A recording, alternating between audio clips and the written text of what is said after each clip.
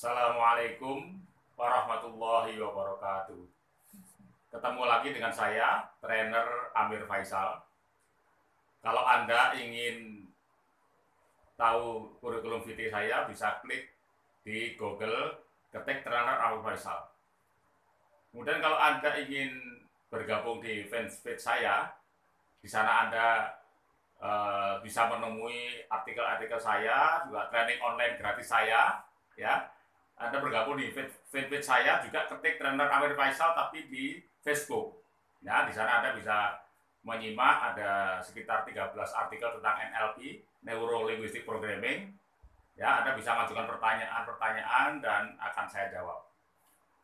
Baik, teman sekalian, kita akan lanjutkan sampai ke episode yang ke-7, yaitu kita masih bicara tentang bagaimana mensugesti pembaca buku maupun artikel Anda.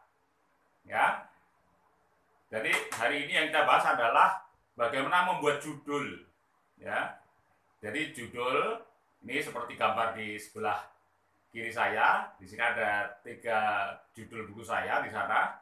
Jadi judul itu harus bisa menekan tombol hot button istilahnya, ya, menambah tombol yang membuat orang itu tertarik untuk mengangkat bukunya. Jadi ketika di toko buku, di Gramedia misalnya, di sana ada puluhan ribu judul buku, ya, di meja maupun di rak-rak itu, di sana tentu saja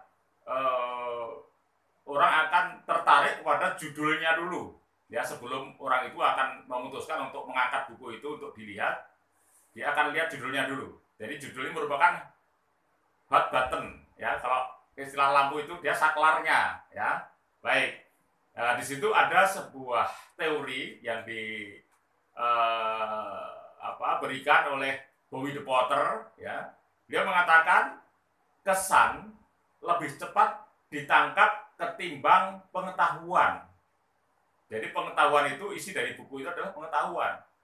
Tapi orang belum bisa akan membaca pengetahuannya, tapi orang akan terkesan dulu, ya, dengan judulnya dulu. Jadi kesan lebih tangkap dari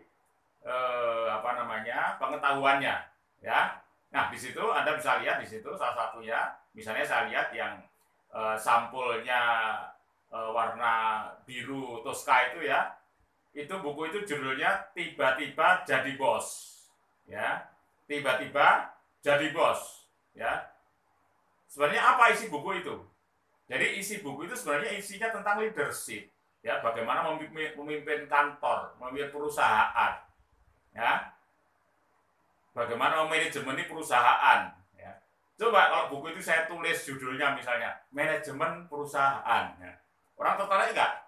Orang nggak tertarik, ya. Atau saya judulnya manajemen perkantoran atau memimpin karyawan, ya, maka judul itu nggak menarik, ya.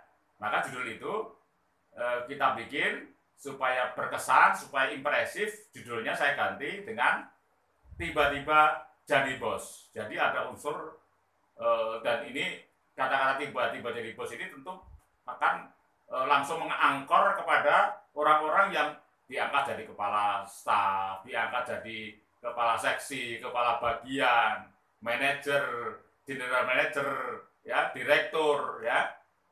Orang yang tiba-tiba mendapatkan promosi jabatan sebagai seorang pimpinan tentu akan penasaran untuk mengetahui, ya, apa isi dari buku ini, ya. Dia akan belajar lebih banyak bagaimana seharusnya menjadi seorang bos itu.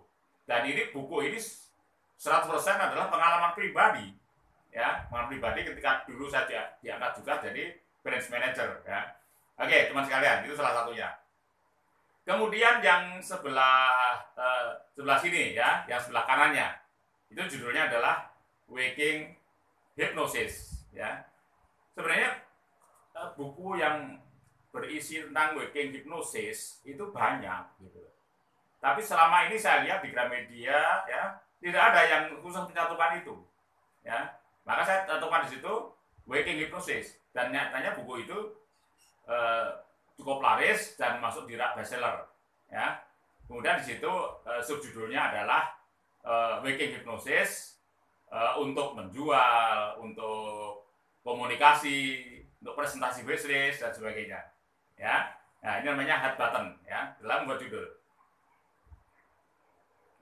Teman sekalian, kemudian buku berikutnya adalah ini yang akan terbit nanti akhir bulan ini, yaitu Inside Out Communication. Istilah inside out ya itu sudah sebenarnya sekarang lagi ngetren ya, di dunia pelatihan lagi ngetren. Tapi sekarang ngetrennya adalah yang sering kita dengar adalah leadership inside out. Ya, artinya apa? Inside out itu kita bicara tentang luar dalam. Ya, tentang luar dalam. Jadi kalau orang komunikasi inside out itu yang menentukan kualitas dari komunikasi seseorang adalah faktor kedalaman inner orang itu, gitu. Inside out. Ya, ini cukup menarik karena hal yang baru, ya, hal yang baru yang ngetren tapi masih baru. Jadi banyak orang yang masih ingin tahu. Nanti menariknya lagi, ini akan kita bahas lagi di dalam sinopsis. Jadi setelah ini nanti akan bahas sinopsis. Sinopsisnya cukup menarik di situ, ya, karena buku itu 100% praktek, ya. Juga tadi yang di atas ya, yang di atas itu buku Waking Hypnosis itu juga ada yang menarik juga di situ. Itu ada bulatan kecil di situ. Tulisannya ada 100% praktek. Ya, ini cukup menarik dari pembaca. Karena kebanyakan buku-buku seperti itu prakteknya nggak begitu banyak. Tapi buku ini ya, saya tulis di situ 100% praktek karena memang dari awal sampai akhir isinya praktek semuanya. Ya, baru nanti diulas, praktek diulas. Oke. Baik teman sekalian, jadi inilah pentingnya Anda membuat judul yang bisa memantik ya, bisa menyalakan rasa ingin tahu Anda hingga orang tertarik untuk melihat ya lebih lanjut. Jadi bukunya diambil kemudian dibaca di dalamnya, atau paling tidak kalau bukunya tidak boleh dibuka isinya karena ada toko buku tertentu yang tidak bisa membaca seperti Gramedia itu nanti akan dibalik. Nah, nanti di belakang itu ada sinopsis, ya.